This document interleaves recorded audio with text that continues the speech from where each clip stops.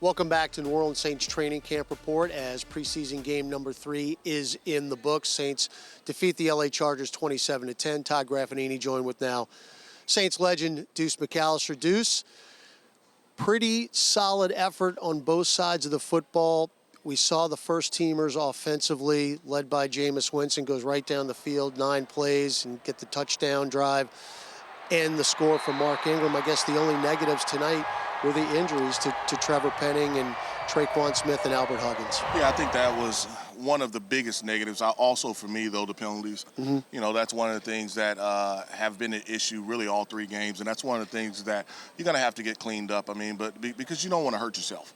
And to win games in this league, you can't beat yourself. And I know, you know, a lot of it they're not players or individuals that will be on the team, but you don't want to set bad habits. I mean, but you really have to be impressed with how Jameis was able to take control of the huddle, to be able to go out there and lead that team as far as not only on running the football, but through the air, you know. And I thought that you have Chris Olave that did a good job of finding the soft spot in the zone. You had, obviously, you know, to be able to get it to a young man that I have no idea how he was in free agency that long, you know, and he's our LSU son, but Landry's just special.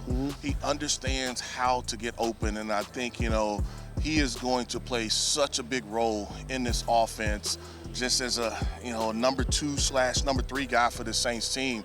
It's going to be really unique. And, you know, the one other player you have to have your hats off to, because we hadn't seen a lot of him, was Alvin Kamara. And I say a lot of him in the game. You haven't seen him, but he looked explosive. He looked powerful. So you have to just really love where they are offensively, you know, outside of some injuries. Yep. And look, going back to Jameis, I think it was pretty significant for him. On one of those plays you mentioned to Jarvis Landry, he stepped up in the pocket, he took a hit, and he delivered the ball accurately.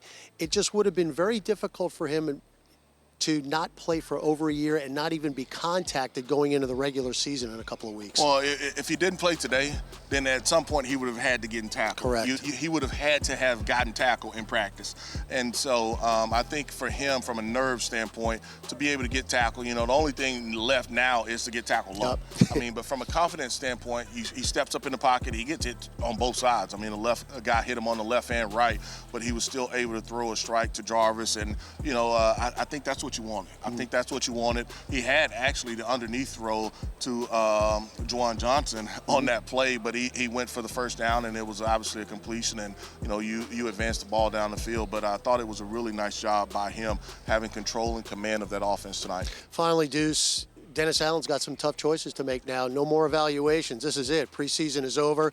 You got to get down to the 53 by Tuesday.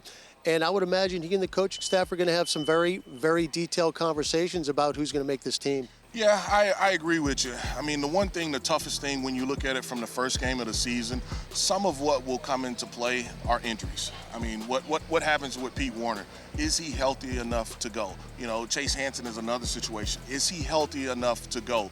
Maybe not, you know, this week, but the following week. How healthy are those guys? That's where you're going to really have to project. I mean, and so in those situations, your 53 for week 1 may not be what your 53 looks like in week 3. And some of that is going to be predicated off of injuries. And so they're going to find the best 53. And obviously, you know, you're going to look outside of the building as well. But it's definitely going to be a tough job for, you know, D.A. and Mickey Loomis and those guys.